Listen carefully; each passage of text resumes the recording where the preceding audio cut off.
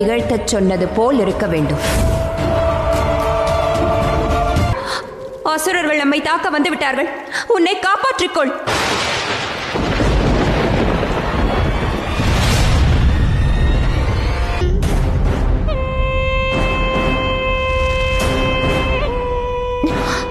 இவையெல்லாம் என்ன பத்ரா?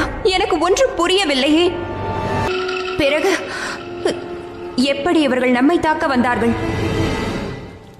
ஒருவேளை சனியாக இருக்குமோ? இல்லை தாயே, தமையன் நிச்சயமாக அப்படி செய்ய மாட்டார். சனிதான் நடத்தி இருக்க வேண்டும். ஆனால் தாயே, தமையன் ஏன் அப்படி செய்ய வேண்டும்? எப்படி அவன் நமக்கு நம்பிக்கை துரோகம் புரியலாம்? அதற்கு என்ன காரணமாக இருக்கும்? நேர்ந்தாலும் உன்னை எவருக்கும் விட்டு தரப்போவதில்லை.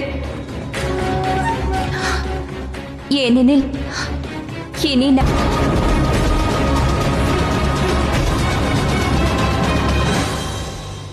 நண்பா சனி, புயல் தீவிரமாக வீசும் பொழுது நாம் இப்படி பல புயல்களை நான் எதிர்கொண்டுள்ளேன். நாராயண நாராயண அல்லவா?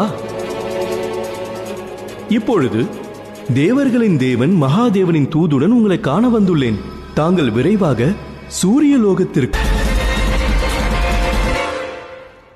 எனக்கு நம்பிக்கை உள்ளது. இந்த விவாதத்தின் பொருளாகவும் பத்ராவே இருப்பாள். ஹனுமான்,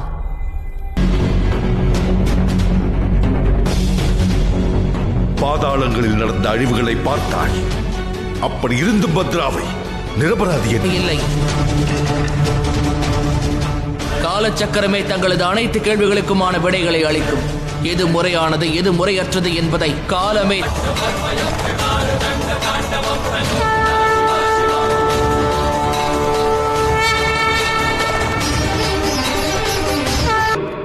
இன்னும் யார் யாருக்கு இந்த விளக்கத்தை அளிக்கப் போகிறாய்? வாதம் உண்மைக்கு எதிரானதாகிவிட்டால் அது வீண் வாதமாகிவிடும். ஆனால் மகாதேவரே, பத்ரா குற்றமற்றவள்.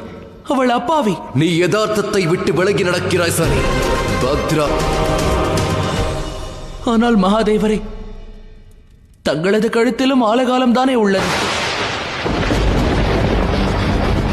ரத்தத்தினால் நனைந்துள்ளது. அவர்தான் குற்றவாளி ஆவார், பத்ரா அல்ல.